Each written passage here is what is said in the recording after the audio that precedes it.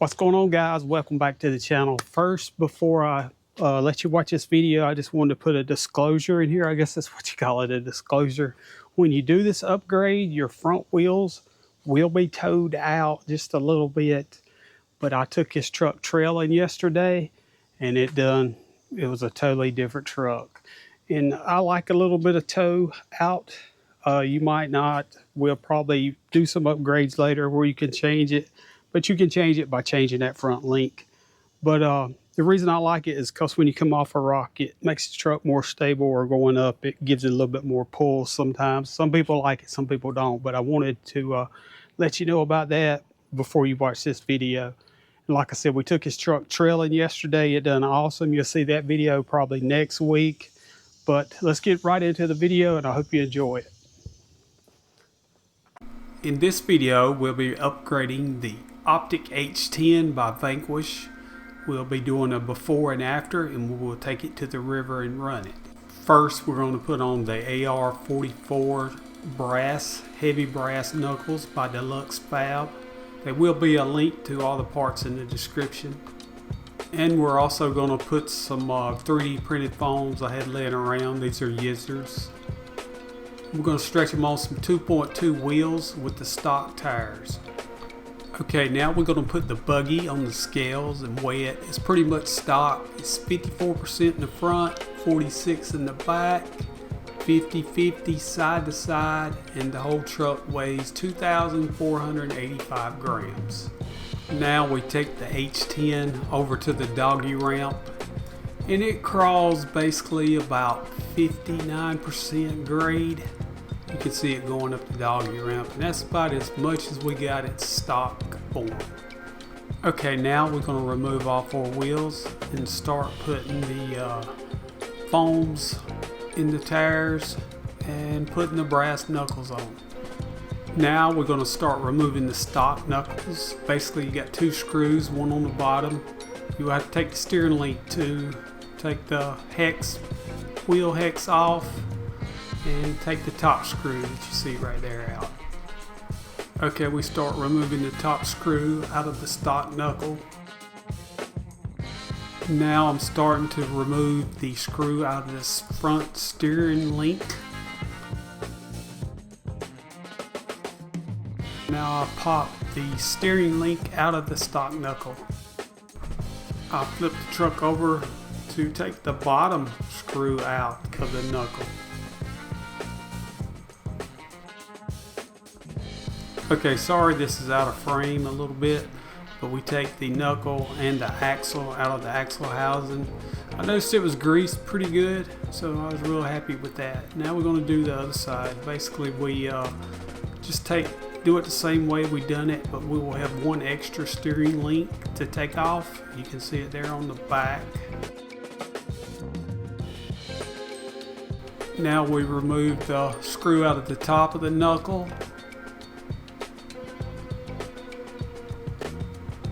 And we start to remove the steering link screw. Okay, and now we'll remove the behind the axle steering link screw. Okay, now we just slide the knuckle straight out, and again it's greased real good at the end of the axles, and that helps seals it up. Now we take the wheel nuts off the end of the axle. It's a 1.5 millimeter screw head. Your hexes will not be red like that. I've recently changed these out. Take the pin out, put them in a safe place. Now we're going to open up the brass knuckles from Dlux Fab. Comes with the bearings, all the screws you need, and 2 tabs. You will have to order an extra tab. I will put a link in the description for the extra tab. The extra tab will go for the behind the steering rod. Both the knuckles are the same. There's no left and right. Now we're just going to press our bearings into our knuckles. You got a small one for the front, you got a larger one in the back. If you have a problem with one of them fitting, just use your stock bearings. It will work just fine. You may have to use a little rubber mallet to kind of tap them in. You if that don't work, you can also get a socket the same size as the bearing, outer bearing race, and tap them in that way. After you get your bearings flush, go ahead and slide your axle back through it and make sure that it lines up and that the little holes that you put the pin in, that you can see it. Okay, now grab your wheel and check for clearances. This is where it gets a little tricky because it's all according to the offset of your wheel, what size hex nut you will have to go back with. These wheels worked, or would have worked just fine, but I decided to go with a 2.2 instead of a 1.9. But I did use a 10 millimeter plus offset hex, not this hex you see here. I used one a little bit longer. I think it was a 10. It might have been a little bit more like a 15. But that will all be determined by the size of your offset on your wheels. Now we're taking a pair of tweezers and putting the little pin back into the axle shaft. Here's the wheels that I decided to go with. They're 2.2s. I just had them laying to the side. And I'm just amazed at how sticky these geolanders are. It's almost like a bubblegum texture. So be real careful when you mount them. And if you're in real sticky terrain or terrain that's got a lot of sticks and rocks, you might want to be real careful. Okay, I'm just throwing this in here extra. This is the way I stretch my 3D printed foams out to fit a 2.2. You just put your big pair of channel locks in there and extend them till you get to where you want them and just stretch the foam out. Rotate the foam as you go. Do one side, then flip it over and do the other side. But you do want the foam to fit your wheel really tight, so don't overdo it. Now we're going to start putting the axle shafts back into the axle housing. Like I said, you have to find a hex wheel nut, the red part. You have to find one that will work with your wheels. But what I'm showing you right here is the brass sleeves that go inside the axle knuckle itself. You probably have to use tweezers to get them in there because it's kind of hard to get them, as you can see right there, up in there really good. But you got one on the top and one on the bottom, and these are very important. Do not leave these out by no means. Now slide your axles into the axle housing. Make sure that both of the cuts are on the top of the axle. That will be where you put your tabs. And once you get the axle going into the housing, you might have to actually spin the housing to get the splines to match up for it to go all the way in. Now I'm showing you here the bolt that you took out. That's called a shoulder bolt. With these particular housings, you will not have to use a shoulder bolt. The stock shoulder bolts will not fit. You will have to use the threaded bolt that comes with the knuckles, the long threaded bolt. The bolts I took out of mine was black. The bolts that I'm going back with are a silver color, and I'm putting one in the bottom. You put one in the bottom and one in the top.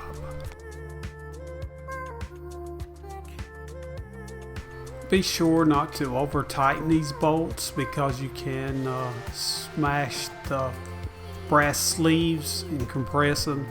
You want them to be snug but not really tight, but you want the knuckle to be able to move back and forth freely on the axle with no problems.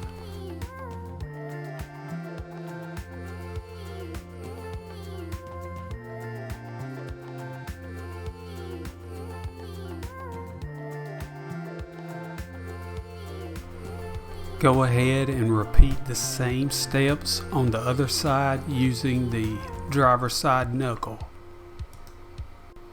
Be sure that the slots that are cut out for the tab in the brass knuckle are pointed towards the top. Notice that the truck has offset diffs, so one axle shaft will be longer than the other one. Make sure you put the right axle shaft on the right side of the axle housing. Now find your tab. You will need 3 of these. You will have to order an extra one. The kit comes with 2. Make sure the tab is pointed outward away from the front of the truck. Do not put them on backwards. They will not work. So point them out towards the outside of the truck, like you see here. And Loctite them into the brass knuckle. I use a Loctite, some people don't. It's all according to you.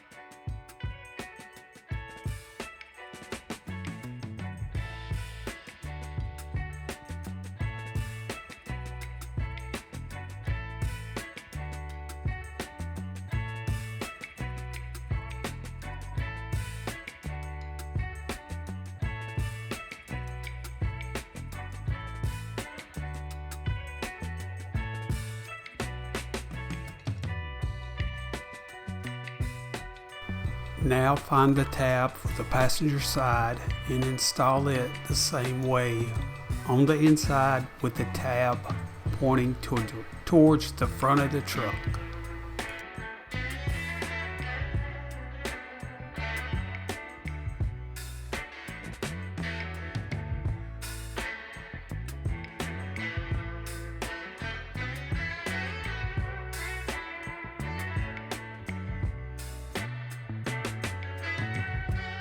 And now you will have to position the truck to install the back tab, which goes to the steering rod that connects to your servo.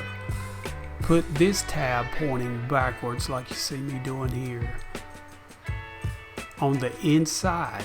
Make sure you don't put it on the outside. You want it on the inside to keep your wheel from rubbing the tab. I was surprised to see that no mounting screws come with the third tab. You will need 2, I believe it's 10mm in length screws to install the rear tabs. Now connect your steering rod on top of the tab using an M16 a 16mm length screw and a nylock nut.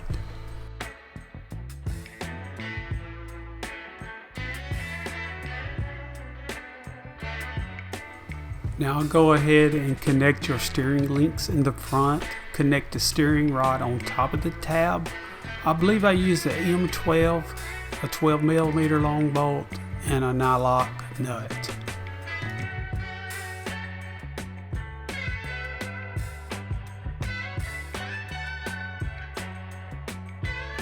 Okay, now you will have to find the right size wheel hex to offset your wheels where they don't rub. That's all according to your wheels, the offset. So you will have to find the right length. I can't, do that for you. But you can order these in various sizes. I'll put some links to some wheel hexes in the description below. Okay, we put the truck back on the scales and now it reads 58% of the weight in the front, 42 in the back. Got us a lot closer to our goal of 60-40, and we got 49-51 side to side. But we added about 1.7 pounds to the truck. Now the truck weighs 7.1 pounds compared to 5.4 of the stock truck. Okay, we put the truck on the doggy ramp. In the first stock run, it run 59% grade. And here in this video, you're watching it run a 63% grade. Now we will take the truck to the river to run it and see if it made that big of a difference. Well, it's the next day. We're down here at Glendale. We got the H10 Optic. We're gonna run it down here. We just put the brass on it like y'all saw last night. It did rain a little bit last night, so we do have a little bit of water here and there, but we're gonna go ahead and run it and see what it'll do.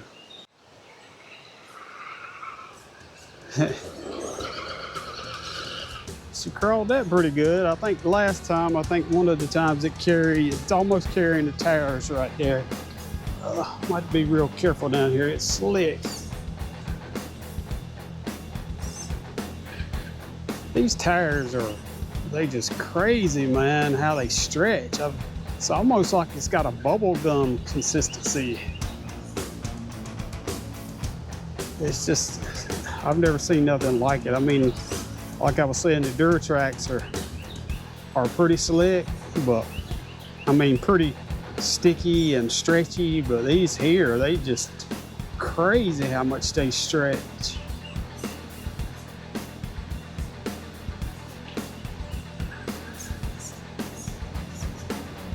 We did widen it up a little bit with those wheel spacers, so you will see a little bit of difference there. But it looks like so far so good. Got 3D printed phones in there, got some yes sirs, users. Whoa, I don't think I'm gonna be able to get that from there. That's real wet there, that's in the shade. There we go, maybe we can climb up it now. Nah, if I can walk her back over this way just a little bit.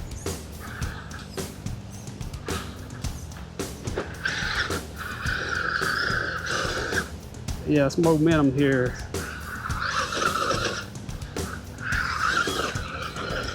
Oh, get up there.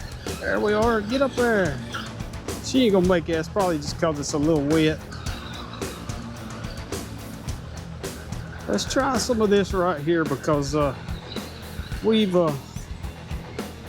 widened it and put better phones in it. So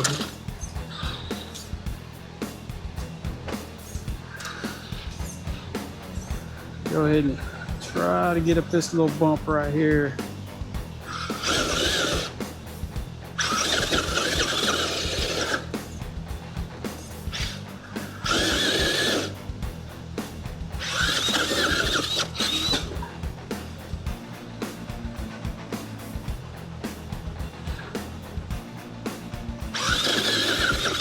Ain't gonna make it either.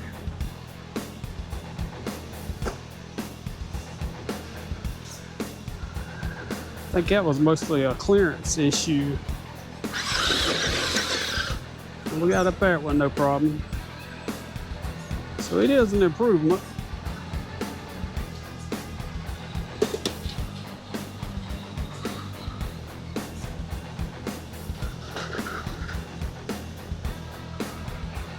Now let's just go over here and try this little climb we always try over here. I know last time it wouldn't get it.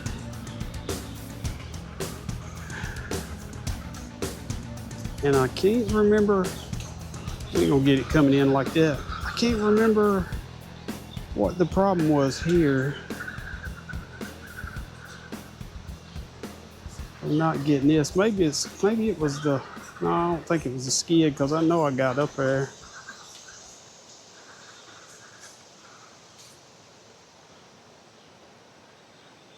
I can't remember what it was here that I didn't get it last time.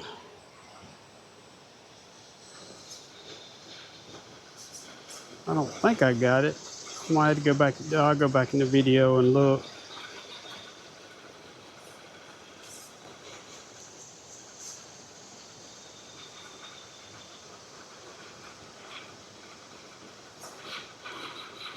Stuck right in between those two links. I'm trying to get it to walk over there. It's not. Maybe if I. Oh.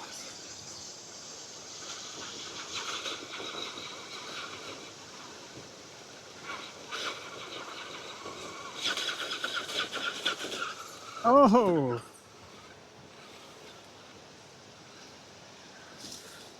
Let's try that again because I think I almost got it. I think she's still setting a little bit low. I know she's actually setting lower than she was before. But you can see those 3D printed foams are working.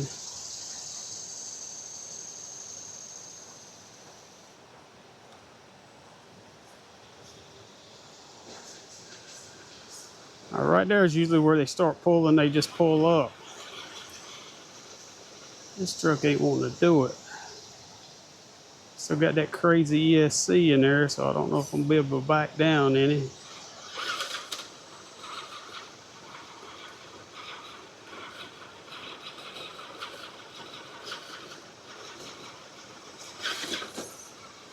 Oh, yeah, it made it, but I wouldn't call that a success. Cause it wasn't beautiful. It was far from beautiful.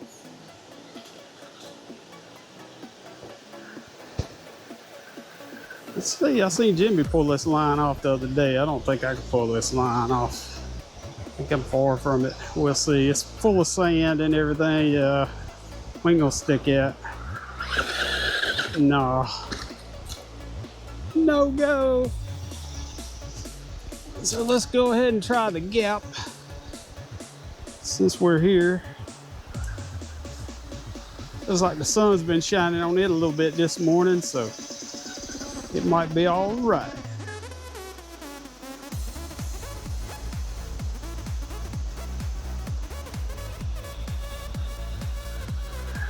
Oh no, I remember this. It was the skid hitting on this thing.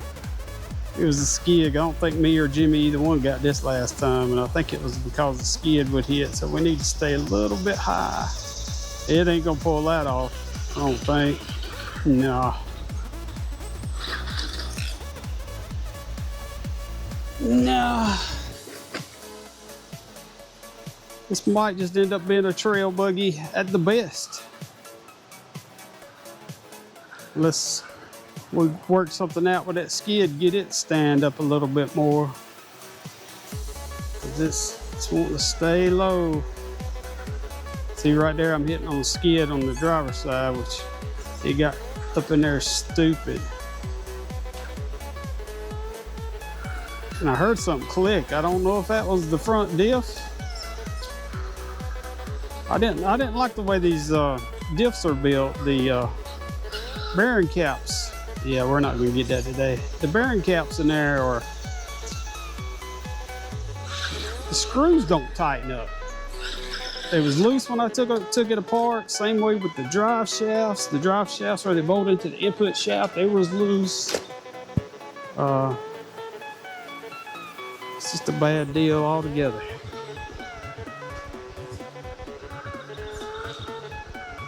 I don't know.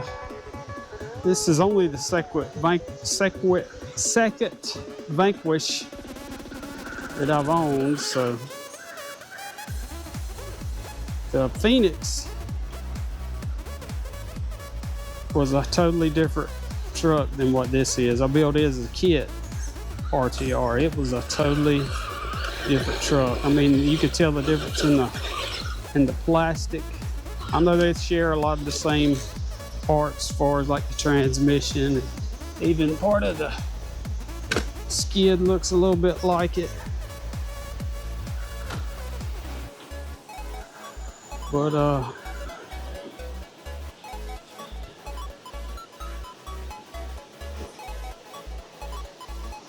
know I hate to hate on Vanquish because they got the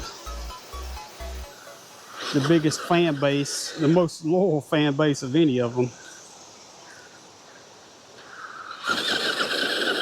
But I think this is a real letdown, to be honest with you.